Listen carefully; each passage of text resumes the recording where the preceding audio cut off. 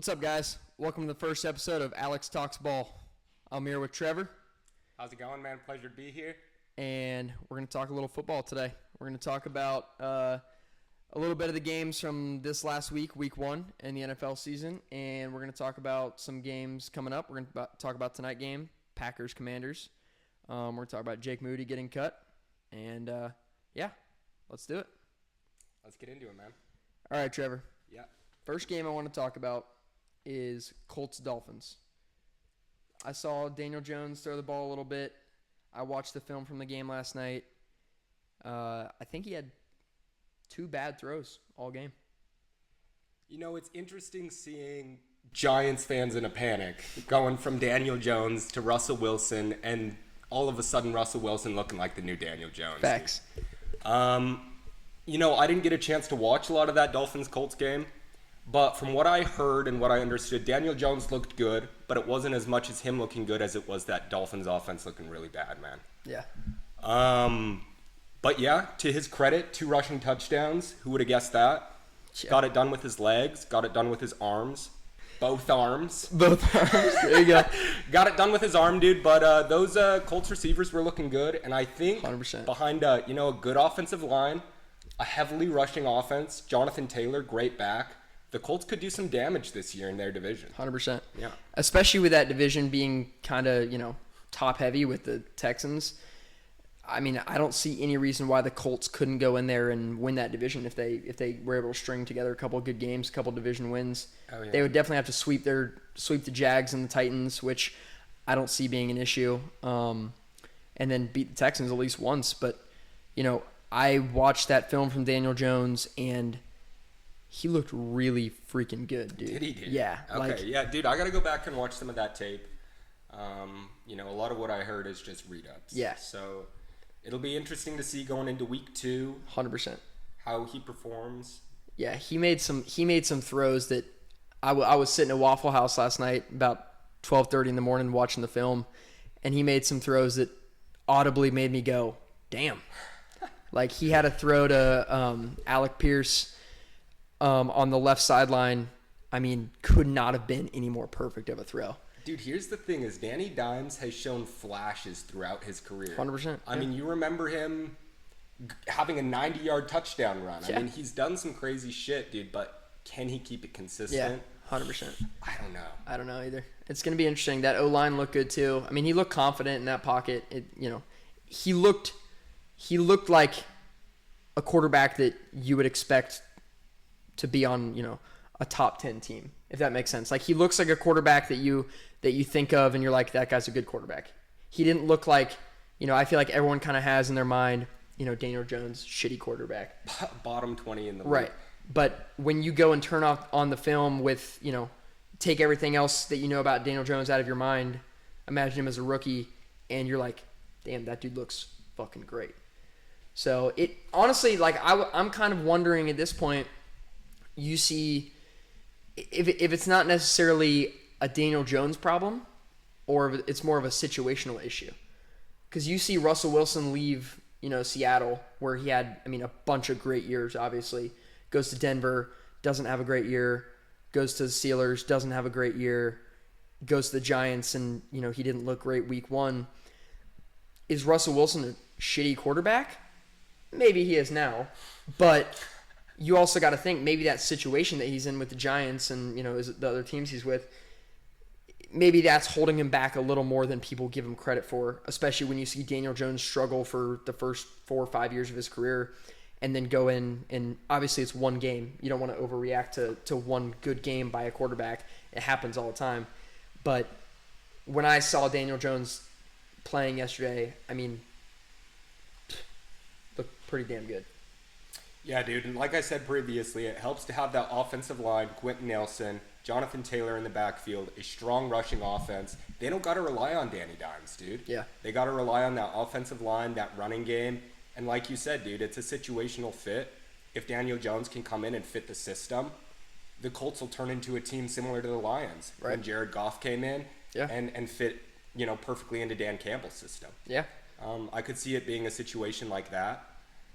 I hope that Daniel Jones can keep it up. I'm not a Daniel Jones hater. Same. Shout out the Colts. There you go. Shout out McAdoo, my boy, McKay Davis and the There you Colts. go. Okay. Big Colts fan, dude. I know he didn't have a lot of faith in Daniel Jones coming into the year. Yeah.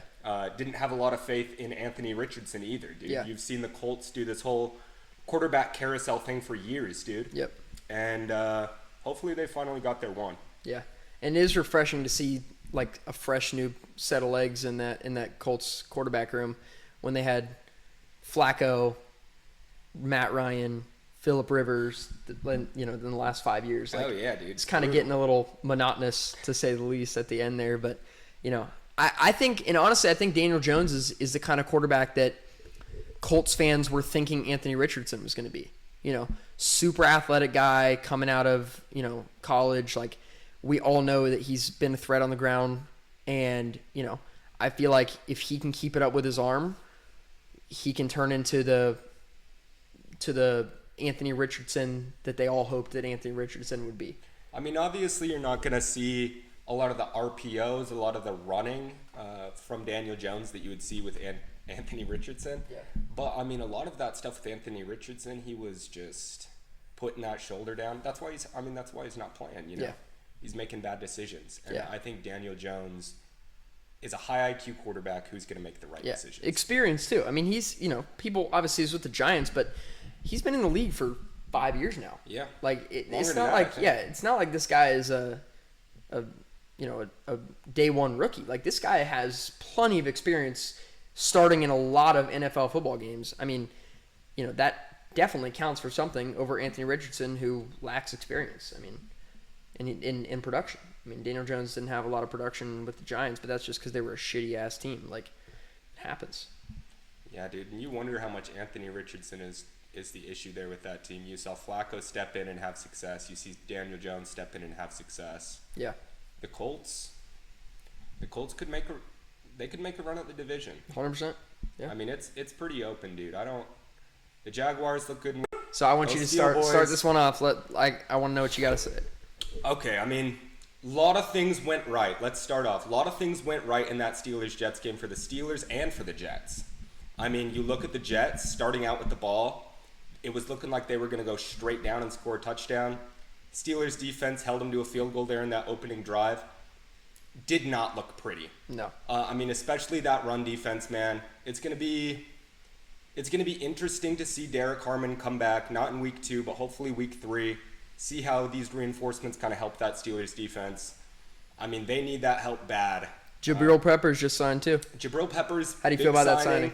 I like it a lot, dude. I mean, he's bounced around from organization to organization. Tomlin always has a way with these guys of figuring them out. He's a physical safety. I think he fits the room very well. Yeah. I think he fits in with a lot of the vets that we've already brought in. And I like the signing a lot. Deshaun Elliott, big stud safety for us, went down with a knee injury. Yep. We're going to give him some, a couple weeks to get healthy and get back. That's my main reason for loving the signing. Yeah. Obviously, I didn't want to have to bring up somebody like James Pierre off the practice squad. The Peppers moves prevents us from having to do that. Yeah. But yeah, getting back to it, dude. Steelers get the ball on the opening possession, go straight down and score a touchdown. I couldn't tell you how refreshing it was to see that, dude. I mean, with all the rough offensive play from the Steelers 100%. over the last few years, they put up 34 points.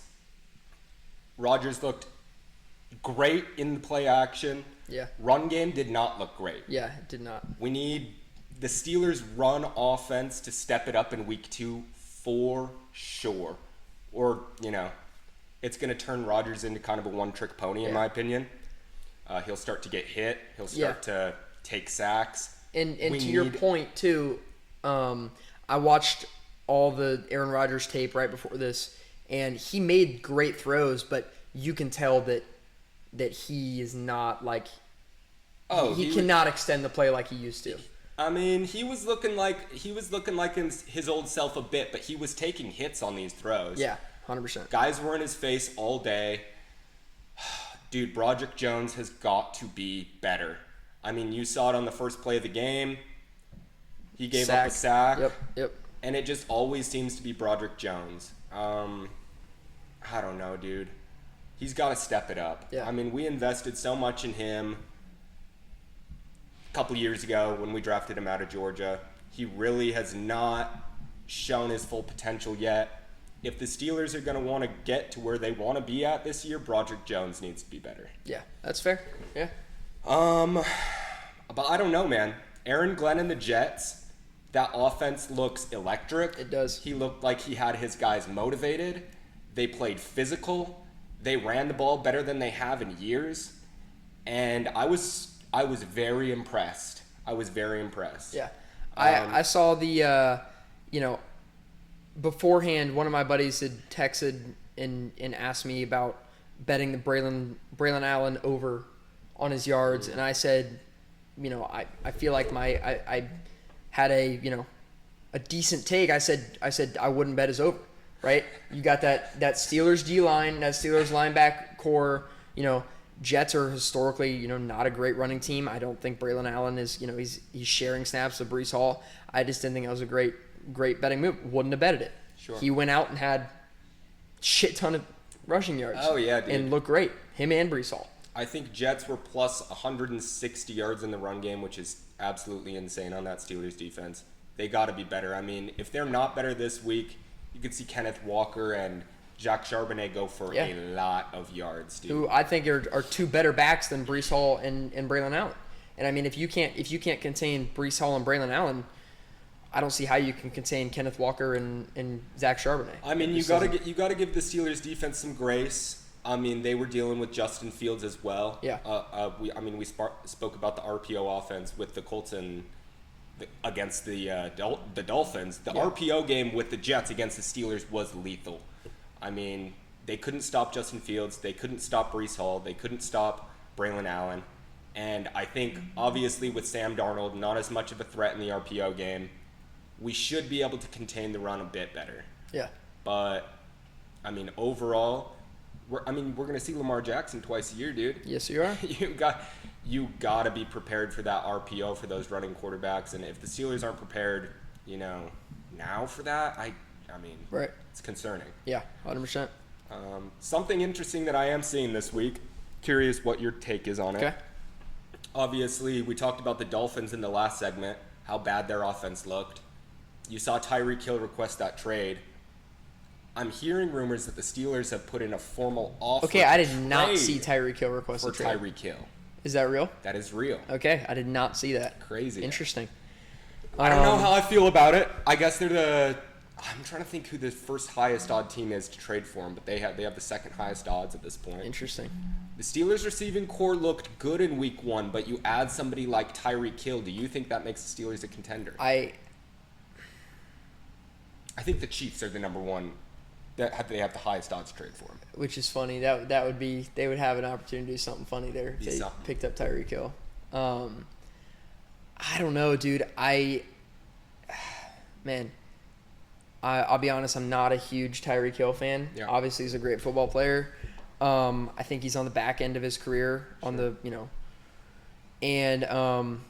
I don't know. I mean, I feel like Aaron Rodgers could definitely use someone like that who you have to, that Tyreek Hill's the kind of guy you have to game plan for. Oh, yeah. Right? I mean, with that speed, even at his age now, I mean, I don't know, how old is Tyreek Hill? 20, 29, 30? I'm thinking 30, 30, 31 maybe. something like that? Yeah, that sounds about right.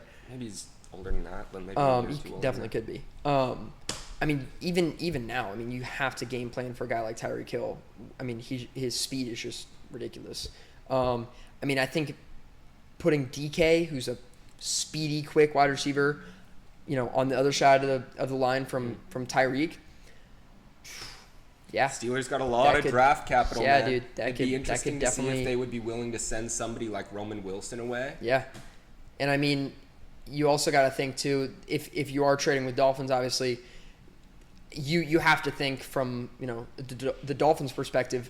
I feel like they're not really looking for players at this point. No. I mean, you got to think they're looking for picks. It might be a rebuild, dude. Yeah. The way they looked in week 1, we just talked about it. I mean, you got to think they're thinking rebuild at this point. It's tough to think rebuild after week 1, dude. Well, obviously, I mean, 100%. you got to give it a little bit of time, 100%. in my opinion, and I think the Dolphins will. I don't know, dude. It'll be interesting to see what they do. Yeah. You think we see a coaching change in Miami? Yeah, Really? I'll be honest, I do. I like Mike McDaniel. Did you see you see Rex Ryan call him McGenius? I didn't.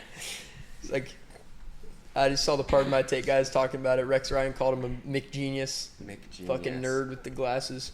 I don't know, dude. It seemed like that his first couple years in Miami, but that offense has looked bad, dude. Yeah. And it's not like they haven't had weapons. Yeah, 100%. I mean, they've had every opportunity, I guess, as far as personnel.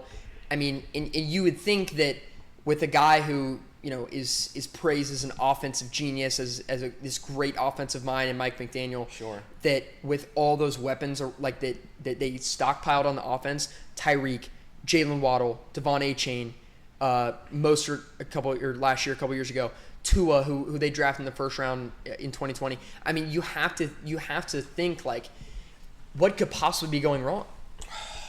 I mean, dude, and we're not seeing these crazy offensive games from these guys. You gotta think it's Tua, dude. You gotta think it's Tua, just because Mike McDaniels is a offensive scheme coach, and when you have a quarterback, they don't need him to be great, dude. They don't need him to make great plays. They need him to fit the scheme. Right. And when he's not even able to make those throws, these schemed open throws, I just don't know if he's the answer, dude. Yeah. I mean, and with the Dolphins, you haven't really seen another quarterback given a shot in that offense. I mean, they had Skylar Thompson. Yeah. I'm trying to remember who else they kind of had backing up Tua. Mike White. Yeah, it's I agree with you. I feel like you either throw in all the chips on Tua and keep Mike McDaniel, or fire Mike McDaniel and pray to God that he was the issue. Right. Or you have to have the conversation, is it time to move on from Tua, in his 5th season? I just don't know, and I agree with you, especially with the injury concerns. I just feel like you have a lot more negatives than positives with the Tua situation. Yeah. So, I don't know. I mean, it will be interesting to see if they decide to move away from Mike McDaniel. I still think he's a good coach. And again, I know we've said it multiple times. Week 1 is, you can't overreact to week 1. No, you can't overreact to week 1, dude. Yeah. It's why we got to look forward here to week 2, watch a lot of these games, find out what's legitimate, what's not. Right. Yeah. It happens every year, dude. Yeah. You see a lot of anomalies happen week 1, dude. Players coming in hyped up. 100%. A lot of guys don't come out of week 2 as hyped up. Yeah. Well, speaking of who's real, or Packers Commanders coming up tonight. Yeah.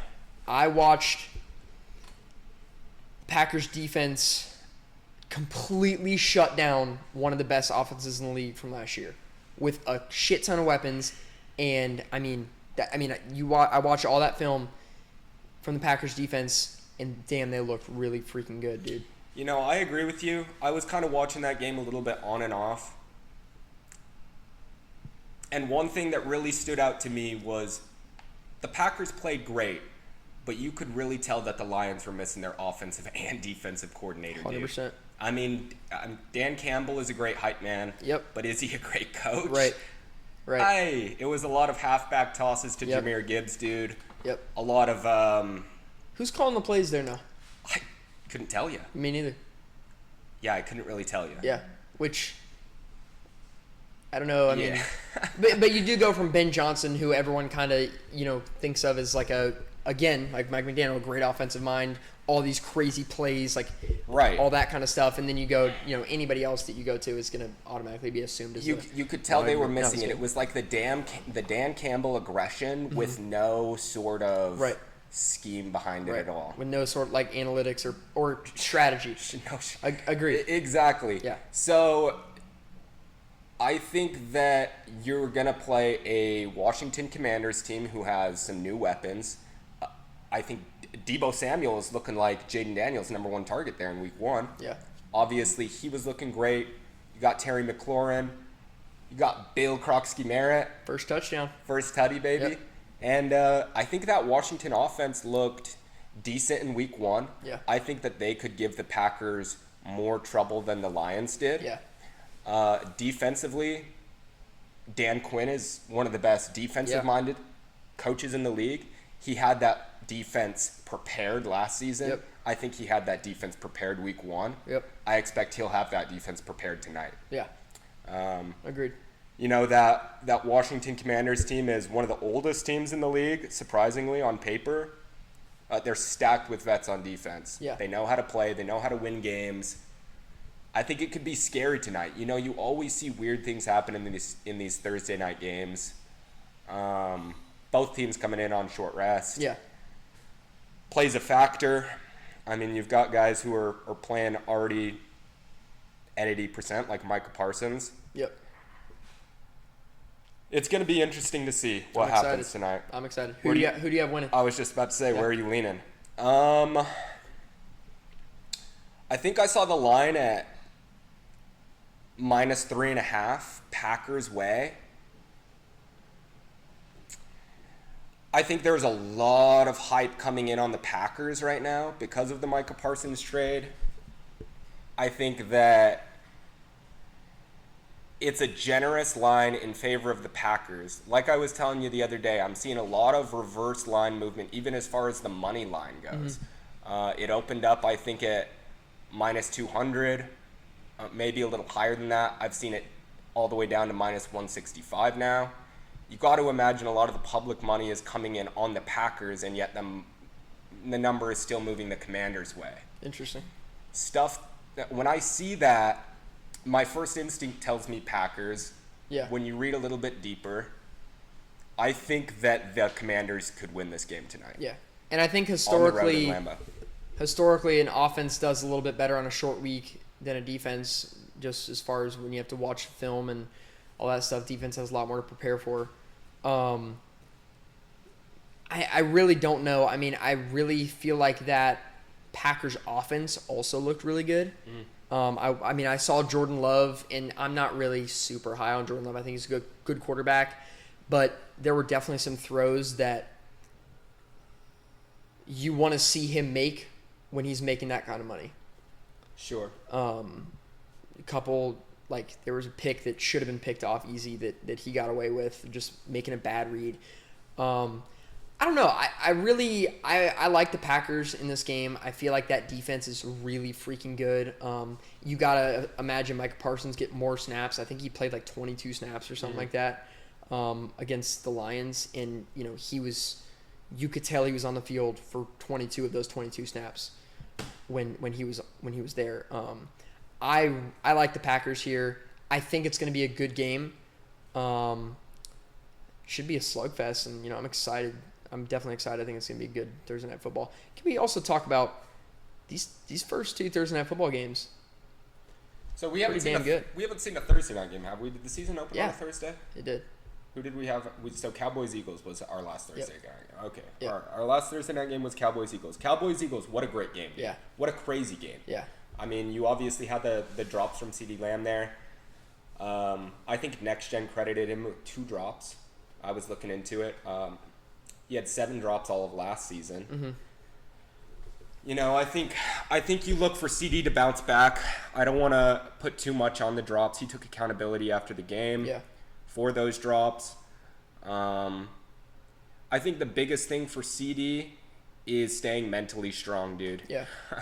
I think that both those 2 receivers, George Pickens and CeeDee Lamb, can be head cases at some points. Yeah. And I think that if he can forget about those drops and bounce back, I think that attitude in that receiver room is going to play a big part in the Cowboy season. Yeah, agreed. You know, if those guys get down on Dak Prescott, if they get down on themselves, if they get down on each other. Yeah. I mean, pause. But that would not be good for the Cowboys, dude. You do not want those guys going down on each other. That is for damn sure. Absolutely not. Or getting down on each other, you know what I mean? Yeah, 100%. But, yeah, dude, I mean, for the Cowboys to have any semblance of hope in that division, they're going to need those receivers to be at their best. Both George Pickens and CeeDee Lamb. Yeah. I think you heard him mention in the post-game press conference how he hadn't had 2 drops in all of OTAs. Yeah. So, he knows he's got great hands, dude. And yeah. I think and again, week 1. Week 1. Things happen, dude. Yeah, dude. I mean, yeah. Week 1's an anomaly. 100%. Always is.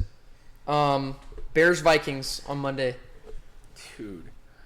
Bears Vikings. I mean, you saw the Bears come out absolutely stellar and strong, dude. 100%. Under that Ben Johnson offense, they went straight down. They scored a touchdown. Caleb Williams started the game 10 for 10. Yep. He was looking great, dude. He looked really good. And then all of a sudden, he did not. Yeah.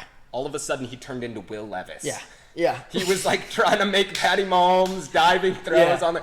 It was embarrassing, dude. That intentional grounding was embarrassing. Yeah. There at the end of that game. It looked rough. That was rough. And it was and Ben Johnson looked scared on that sideline. He did. I won't lie. He looked like he didn't know how to help Caleb Williams there at the end. Which is an issue. It is, and that's I don't necessarily know if that's a Ben Johnson issue. Now I won't sit here. There was a couple calls that went the Vikings' way there at the end. I don't know if you remember that. I don't know if it was a 3rd down or 4th down, but there was that holding call on Jalen Johnson. He held Jalen Naylor, gave him an easy 1st down. They were able to go down and score on that possession. J.J. McCarthy obviously didn't do it all by himself. That's kind of the narrative. You saw Jordan Mason, Aaron Johnson. Hate that narrative. Absolutely start ripping through that Bears offense in the defense in the second half. They got tired. The man made a couple throws. Yeah. But credit to him for not giving up on himself, dude. 100%. I mean, I agree with you. And I am I hate Michigan with a burning passion in my heart. Yeah. And him and Roman Wilson are 2 guys that I just will forever just piss me off just looking at his face. JJ McCarthy would beat my ass, but I would fucking hit him first 100% of the time. That dude just has such a fucking punchable face. No disrespect to JJ McCarthy, but I really didn't want him to play well, and so I have a little bit of bias, obviously. But he did look good in that last half. Now I will say it literally felt like Caleb Williams took all of his good play and just threw it at J.J. McCarthy in the second half. And because J.J. McCarthy looked like shit in the first half. Had that pick 6. Credit to him for having that short-term memory and bouncing back from that. But, I mean, that was just a bad read, bad throw. I mean, just, that pick 6 was... It was bad. Scary. I thought it was going to crawl. I thought he was going to crumble after that. Yeah, me too. And credit to him for staying in there. 100%. Yeah. Yeah. I mean, Kevin O'Connell is a great offensive coach. Yes. I truly believe he is a quarterback whisperer. Yeah. I mean, you hear this about some of these other coaches. Brian Daboll. Really? Yeah. Is he a quarterback whisperer? Yeah. Look at his quarterback play over the last few. Anyways, Kevin O'Connell, genuinely a quarterback whisperer. Brilliant offensive mind. Brilliant schemer. Yep. I mean, you saw the Vikings win 14 games last year with Sam Darnold. Yeah. And we saw Sam Darnold not perform super well with the Seahawks.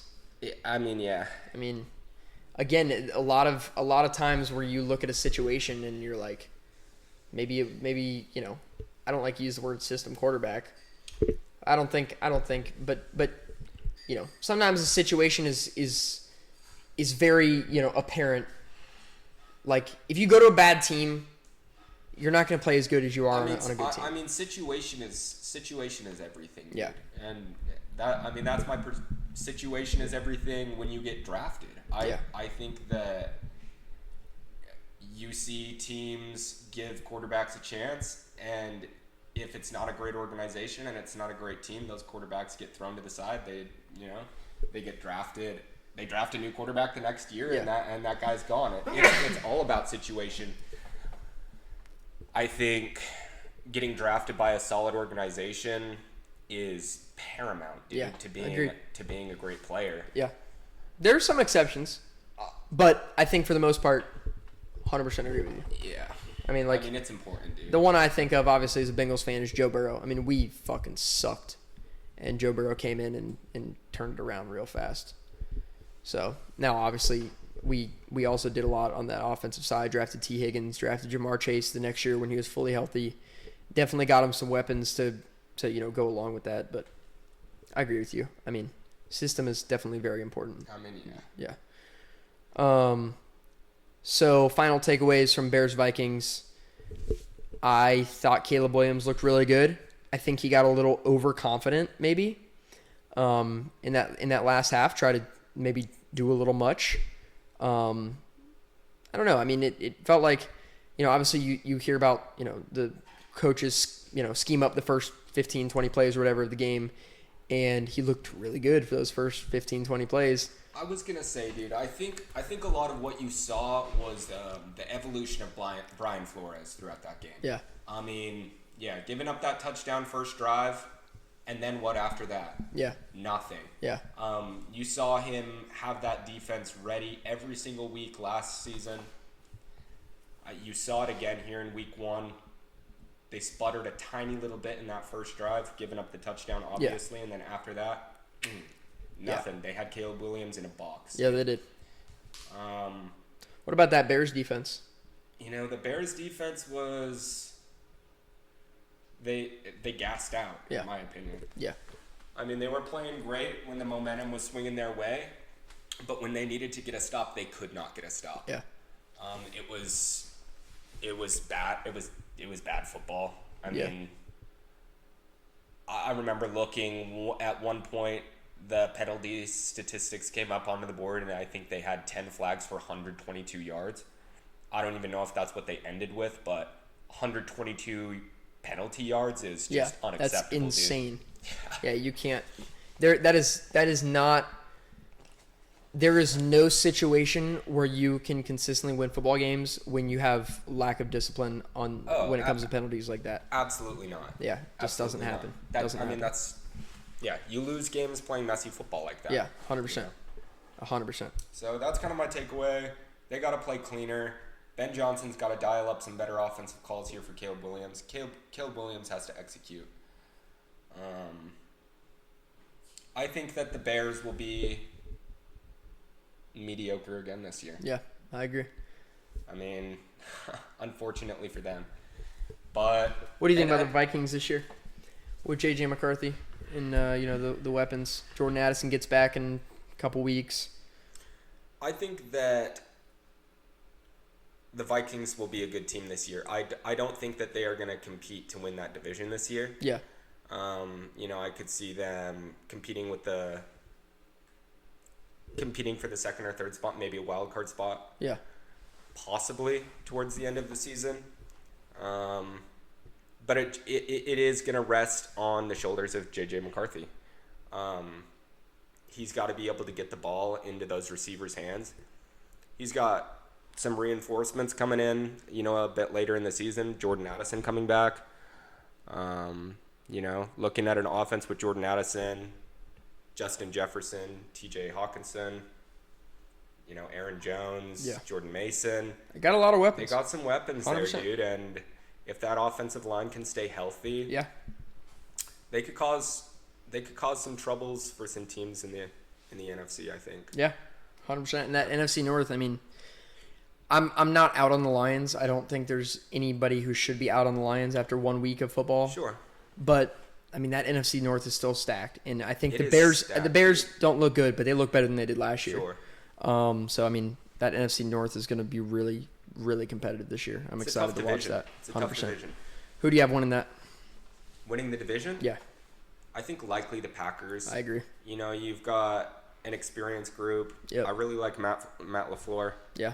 I mean, they snuck out a win. I say snuck out. They got a good win against the Lions, who's arguably going to be the second in that division this year. Oh, yeah, dude.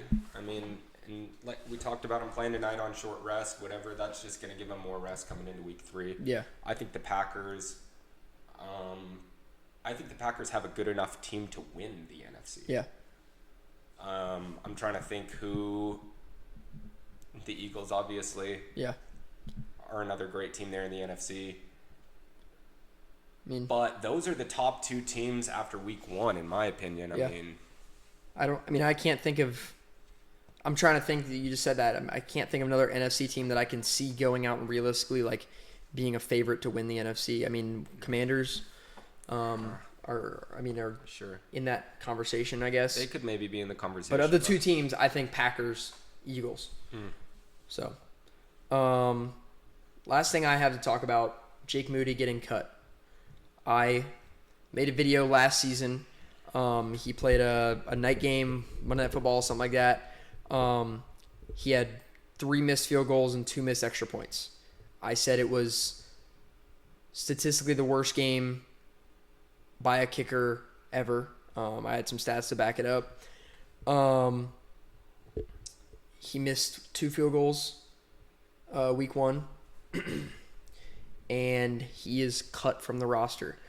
And you did see Kyle Shanahan saying that they waited so long to cut him. Did you see that video? I didn't. So Kyle Shanahan had a story about how when he was in Washington, their kicker missed or lost them a game.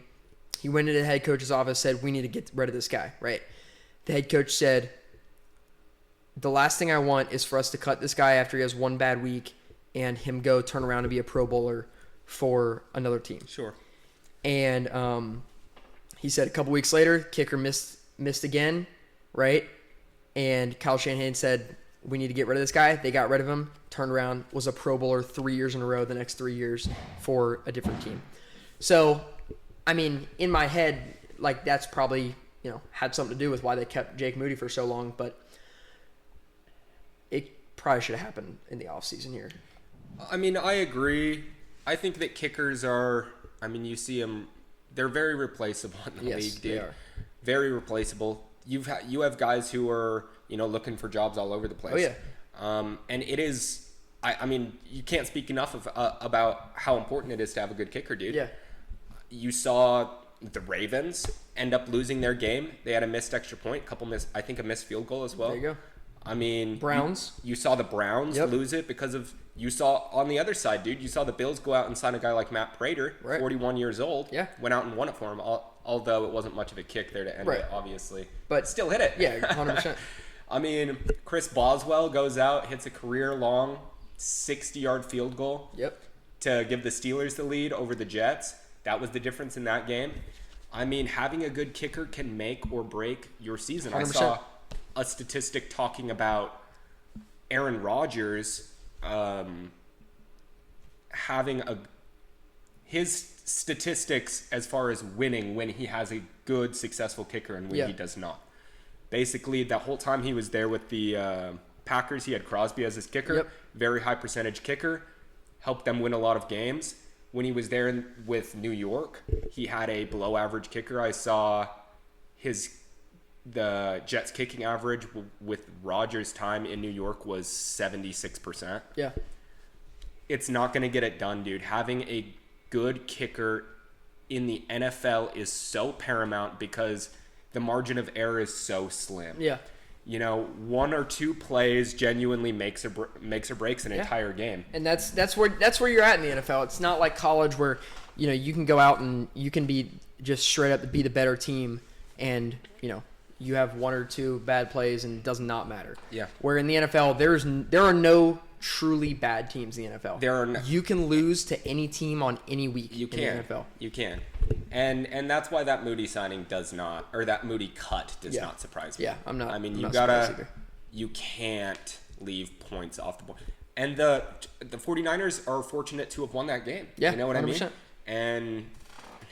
And going forward, they win that game by obviously a significantly bigger margin if they have better kicking play in that game. Yeah. And you have kickers out there that there's so many guys. You look at Cam Little who kicked a million-yard field goal in the preseason. You look at I can't remember his name, the Lions kicker that got signed out of the UFL last year. Dude, how about Koo shanking that kick too, dude? Yeah, it's rough. Rough, dude. You think the Falcons look to change? I don't see why not. I feel like they paid him though, didn't they? I honestly don't know. I don't know. I don't see. I mean, like following the same logic we were just talking about. I don't see why they can't. Why they don't think about it. I mean, it's not like this is a one-off. I remember last year multiple times hearing about Young Wakefield missing field goals to win games, missing important field goals, missing the extra points. And when it comes to the kicking position, you cannot give a kicker as much grace as you can a quarterback or a wide receiver, because when it comes to kicking, I mean, you and I both being AFC North fans. Yeah. Both of us have gotten our heart broken by Justin Tucker at some point, multiple times at some point in the last 10 years. Yeah. Right? Yeah, I mean.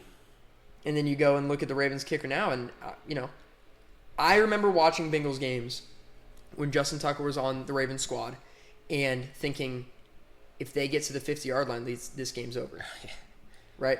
Oh, yeah. Whereas now, obviously kickers can make long-ass field goals, but you don't – I know for a fact when I see – when the Ravens and Bengals are in a 2-minute situation, Ravens have the ball, they drive down the field, I don't automatically think game's over when they cross the 50-yard line. Sure. Which is automatically what I felt whenever Justin Tucker was on that team. True. I mean, having a great kicker can absolutely – and I would love to look at the stats of how many games Justin Tucker has won for the Ravens. But having a great kicker, not a great guy. Having a great kicker is absolutely paramount, especially in today's game when, you rely on kickers so much. Like, No, 100%. I don't see how any team can have grace for a kicker, and I don't know. That's my take. Yeah. I mean, especially when they're not established. I don't know. Yeah. I mean, you can have some grace on a guy like Harrison Butker. Right. He's been with the organization for forever. Chris Boswell, same thing. Been Yeah. with the organization for forever. Kickers are going to miss kicks every once in a while. Yeah, it happens. Dude. But 100%.